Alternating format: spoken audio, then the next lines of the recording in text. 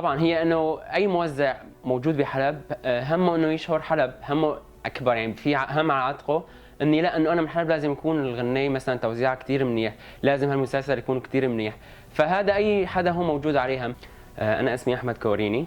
بدرس كيمياء ومعهد طبي وموزع موسيقي حاليا.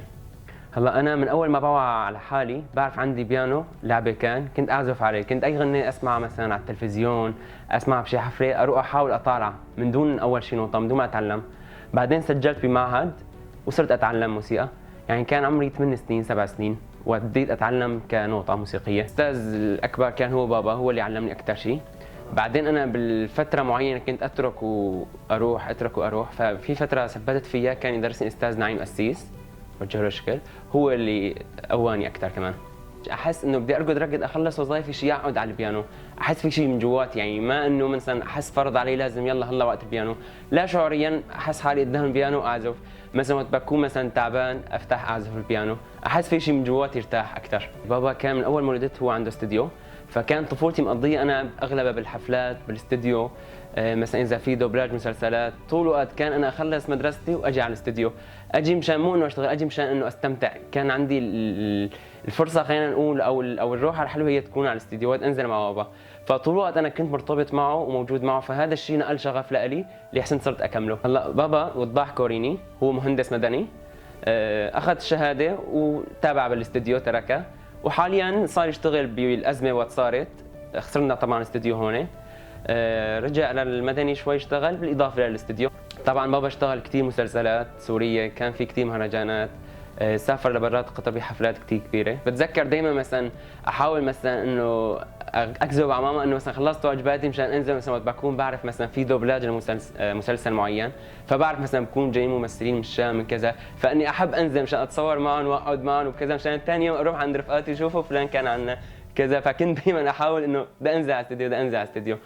باللحظه اللي صارت فيها عندنا بالحاره الرصاص ضرب رصاص والانفجارات، فنحن وقت تركنا البيت من هون انا بديت احس بالحرب، وبديت احس بكبر الشيء اللي نحن جايين فيه وما كنا واعيين عليه. هون بديت الحرب وطلعنا من الاستديو من البيت، نحن الاستديو صاير جنب البيت، فوقت صارت المشكله طلعنا فورا، بدنا نحن نطلع اسبوع، يعني كانت هون لسه ما في اشتباكات في منطقتنا بالضبط، فاني نطلع انه اسبوع لوقت ما يهدوا الاوضاع ونرجع لنا. فطلعنا نحن ما اخذنا شيء ابدا، يعني حتى كبيت لا اخذنا لبس ولا اخذنا اي شيء، رحنا كاني هيك رايحين زياره عند حدا، رحنا زياره وما رجعنا. هلا انا هون كنت بكالوريا، احنا بالاذاعه اللي جنب الاستديو تماما بنايه جنبه، فوقت طلعنا نحن كان كل الاجهزه موجوده هون، وكان تجهيزات قبل كانت كثير تمام، يعني كانت خلينا نقول اوضاع البلد كانت كويسه، فكان الواحد يحسن يطور حاله كثير، فكان تجهيزات كثير تعتبر كويسه حتى كمستوى سوريا يعني. وهذا الشيء للاسف كله راح، يعني بعد ما رجعنا من حوالي 9 سنين ما شفنا شيء ابدا، البيت كان كله رايح مع الاكساء مع كل شيء محروق، الاستديو هو كان مو محروق بس مسروق.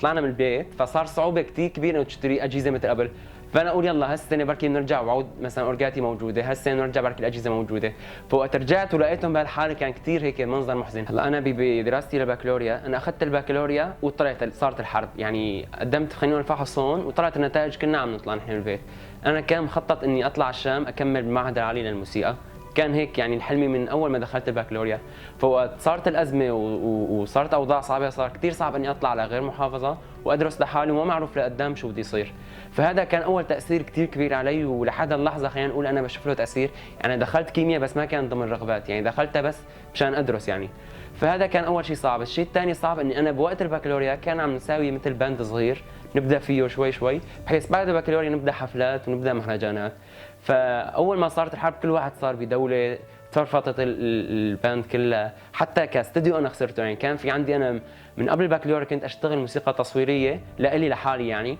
مشان انه بعد ما اخلص لازم ابدا انزل لازم اشتغل فيلم كذا، فهذا كله شيء راح، فكثير صعب تاسس من اول وجديد، يعني نحن هلا عم نرجع نعيد من اول وجديد، يعني كل شيء تعب خلينا نقول اسسه بابا كله راح وعم نرجع نعيد من اول وجديد، فوق اصعب اللي هي الظروف الموجوده والعقوبات اللي عم تخليك ما تحسن تتحرك لا يمين ولا يسار. هلا انا اول ما طلعنا ضليت تقريبا سنه تقريبا من دون اي اورج او اي بيانو او من دون ما اعزف شيء ابدا، فعدت فتره حس حالي مخنوق انه بدي اشتري شيء بدي اطلع، كان بوقتها حتى صعب اني احسن اشتري الاقي اورج مثل بدي اياه او شيء، ففي عندي رفيقي كان مسافر فاعطاني اياه كبيانو اللي عنده استعاره انه خليه عندك بيعرف كيف وضعه وكذا، خلي عندك لوقت ما تشوف شو بده يصير معك. فبيوميتها كان يعتبر عندي النجاح البكالوريا الاساسي بصراحه. اخذت البيانو، ضليت من الصبح لثاني يوم عم بعزف ما نمت ابدا من فرحتي، معلي الصوت وعم بعزف. يدخل اهلي انه خلص حاج تعال. انا كانت اكثر سعاده لحد اللحظه بتذكر كيف القعده وكيف اعزف، اتذكر ايش بدي اعزف اول غنيه، ايش بدي اعزف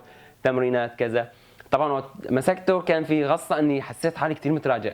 يعني كعازف البيانو مثله مثل اي لاعب فوتبول او باسكتبول، اذا تركته شهر من دون تدريب اجباري بده يبدا يخف لياقته كثير بفوتها. فانا سنه كامله بعدت كثير اثرت علي كعازف. فبديت مثلا مقطوعات كنت اعزفها فورا، مثلا اغمض عيني واعزف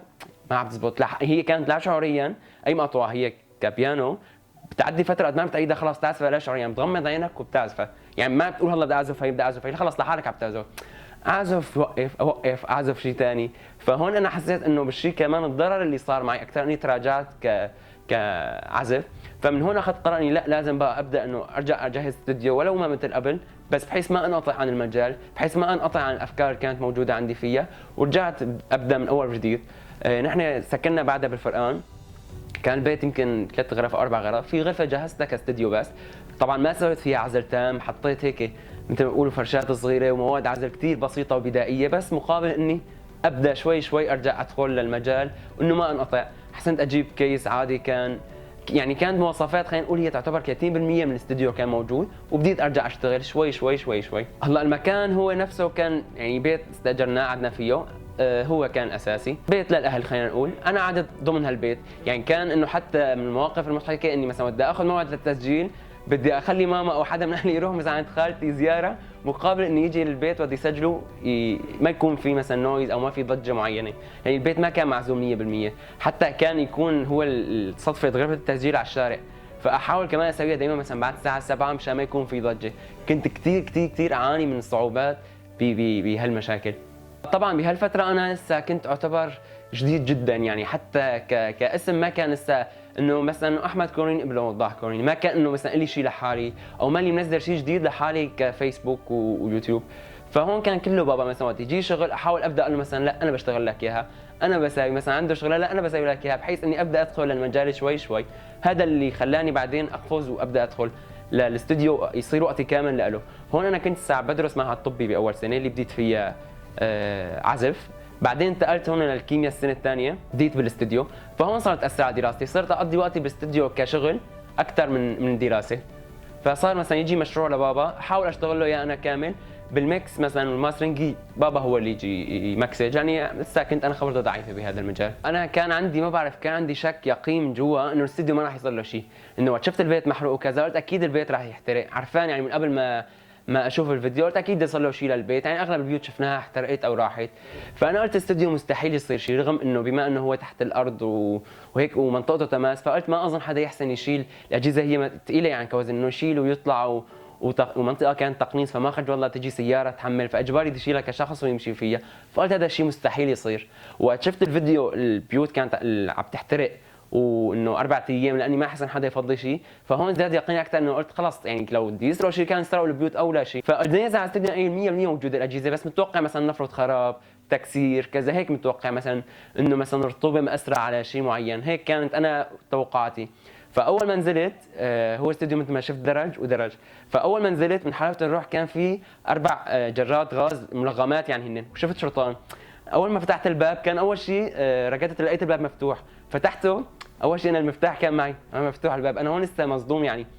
نزلت انه مفتوح الباب، اصبح مصر فيه شيء، اصبح فيه كذا. نزلت عم بضوي الموبايل لقيت الجره وفيها شرطان،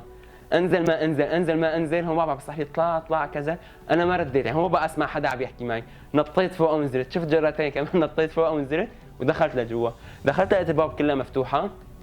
لقيت كان فيهم كنبات كثير كلهم داخلين هيك مقلوبين فوق بعضهم، السقف نازل، الحيطان كانت هي خشب مكسره هيك على بعض، طاولات مقلوبه. كيف اذا انت مثلا بفيلم معين بتجي بتلاقي واحد ينبش عن شيء، بتلاقي كله هيك فوق تحت فوق بعضه يعني. جيت فلقيت الطاوله فاضيه، هي كانت على الاخير كانت غير طاوله طبعا، الطاوله كلها فاضيه. تحت الارض هون كله البلاط مكسر مطالع على الشرطان، جوا كمان كذلك الامر، يعني مشايقين العزل شايقين هالقصص، مبلوا مثلا مخبي شيء جوا. انا من هون المصدر شفته يعني ما بقى اعرف هيك، سكتت. هو كان الشيء الوحيد الموجود على الطاوله هو هذا المكسر. اول ما رجعنا هون للمنطقه كان انا انه بدي بقى فورا انه انا بابا يلا خلينا نرجع نشتغل فيه وخلينا نرجع نحط الاجهزه اللي كانت موجوده بالبيت، خلينا نقول نحطها هون، نرجع للناس انه لا خلي ما نقعد حدا هلا، انه بعد كذا حتى نرجع الاستوديو. بابا كان رافض على الاخير انه المنطقه ما كانت مؤهله للساعه سوا، ففي كنا نسمع عن عمليات السرقه اللي تصير وكذا وهيك، فقال لي انه مثلا هذا الوحيد اللي بقى يعني اذا راح هذا خلص ما ضل في شيء ثاني، ما خلينا نرجع نشتري مره ثانيه وكذا. فاني لا خلينا نستنى لتهدى المنطقه لكذا. انا طبعا ما ارد على بابا انزل انظف الاستوديو كذا، اتفق مثلا مع عمال تعالوا اليوم مثلا سووا سقف، تعالوا كذا، وصيت على مواد عزل من برا طبعا ما كان في عندنا هون، فوصيت عليه هون، سويت غرفه استوديو جوا، بديت اظبط وشافني بابا كثير متحمس وكذا، هذاك الوقت هو ساعدني ورجعنا نكمل مع بعض. اول ما اجى الاورج قلت لك وبديت اجيب اجهزه بسيطه جدا للتسجيل، يعني كانت شاشه هي حسنتها امنه، هي شاشه هي الكبيره اللي هيك بتلاقي شاشه فيها صغيره، بس انا كانت سعاده عندي رائعه انه مجرد ما فتحت البرنامج اللي بشتغل فيه ولقيته هيك صرت اشتاق لاي ايقونه فيه، لا يعني مبسوط من جواتي. فهون صار عندنا شغل، فانا هون يعني اذا بدي اسجل من دون عزل ما راح يمشي الحال. فخطرت على بالي فكره اني اجيب اسفنجات تبعات المعونه، اخيطهم هيك بطريقه بحيث يصيروا مربع يعني مفتوح، واحط فوق مواد عزل معينه هي تكون اساس اسفنجات، وفوق مواد عزل معينه واسجل. وكانت بديت في القصه، فاول ما يجوا الناس انه يتوقعوا يجوا انه يلاقوا استديو مثل قبل، يدخلوا يلاقوا كذا، بعدين انه قال لهم لا انه النتيجه رح تكون تمام وكذا، وفعلا كانت النتيجه تمام يعني مقبوله، اكيد ما مثل الاستديو اللي هون، بس كانت كثير مقبوله يعني ما فيها مشاكل، وكملنا على هالاساس. طبعا انا كان انه افكر انه مثلا اخذ بيت او استاجر مكان وارجع اساوي، بس قلت لك كنت عم بعيش على امل اني رح ارجع لهالمكان، رح ارجع لهاد، فخليها كلها فتره مؤقته، وهي هالفتره المؤقته استمرت 8 سنين. انا اول شيء بديت قلت لك من بعد الازمه اخذت البيانو من عند رفيقي، اللي هذا بحسن بشتغل فيه كاستوديو وبحسن بتدرب فيه كبيانو بس. فبوقت انا كنت قلت لك داخل على كليه الكيمياء، هون بدي يصير حفلات جامعه اللي صار لها كمان موقفه فتره طويله بسبب الازمه، فكانت اول حفله رح تصير بالجامعه، وانا تعرفت على الموسيقيين هنيك، فقالوا لنا نسوي حفله، وكانت هي كمان حفله كثير مهمه بالنسبه لي لاني انقطاع بعد 8 سنين تقريبا حفلات، انه لازم ارجع على الحفله هي. فانا ما كان عندي اورج كمان بهداك الوقت، فرحت كمان من عند رفيق معين استعرت اورج وطلعت فيه ودبرت حالي فيه كحفلات. فحتى كاستوديو كانت تجي اعمال صعوبه، يعني مثلا نفرض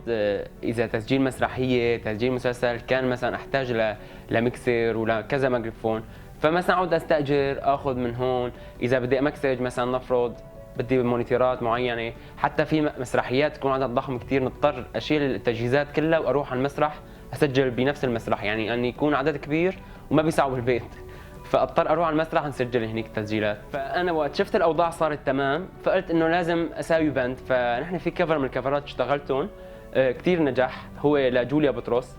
فحكيت مع رفقاتي اللي اشتغلنا ايش رايكم نساوي باند، وبما انه حلب رجعت وهي خلينا نرجع نساوي باند ونبدا نشتغل مثل ما بقولوا. فكان الباند هو اسمه دوزان، كان هو بالغناء اسوا سواس، وعزف عود سميح كوش، ودرمز نعيم، واستاذ ياسر كان على البيز،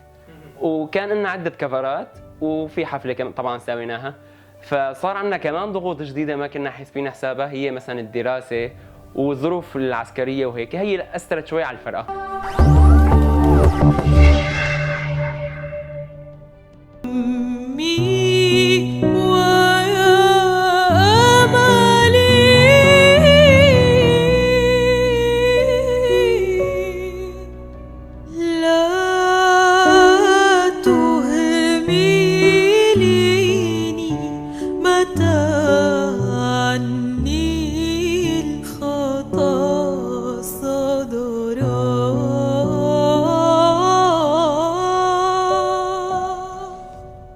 نحن قدمنا خلينا نقول بطبقه معينه، فيجينا عروض غير هالطبقه، انه مثلا اوكي نحن بدنا اياكم تطلعوا بفلان محل بس ما بدنا تغنوا هالاغاني، اغاني ثانيه مثلا. هلا انا مالي ضد اي نوع من الاغاني، كل فن له فنه، هلا ممكن انا ما اتقبله بس غيري اكيد بتقبله وبحبه، بس انا اعزفه ما اظن انا موجود فيه، فمثلا نلغي عرض، مثلا نعتذر من عروض نعتذر. فوصلنا لمرحله صرنا نشوف اذا بدنا نطلع بالشيء اللي بدنا اياه رح يكون مردوده كثير قليل، وهذا الشيء ما رح يحسن يغطي لا تكاليف بروفات ولا تكاليف صوت واضاءه، هذا شيء كثير مكلف بتعرف حجوزات. فانه وصلنا نكتفي بالكفرات البسيطه وهيك، يعني بمعنى هوايه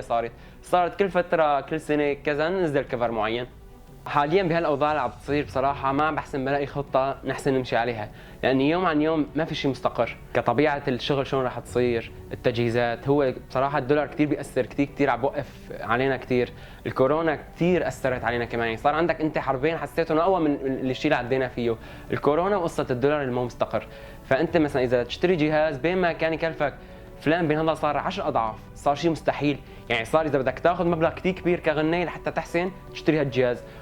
فبالتالي ما حدا بيحسن يسجل بالاوضاع، يعني شفت، وكورونا عم بتاثر كثير، عم تلغي اعمال انه ما حدا بيحسن يسوي حفلات، ما حدا بيحسن يسوي مهرجانات، بفتره الكورونا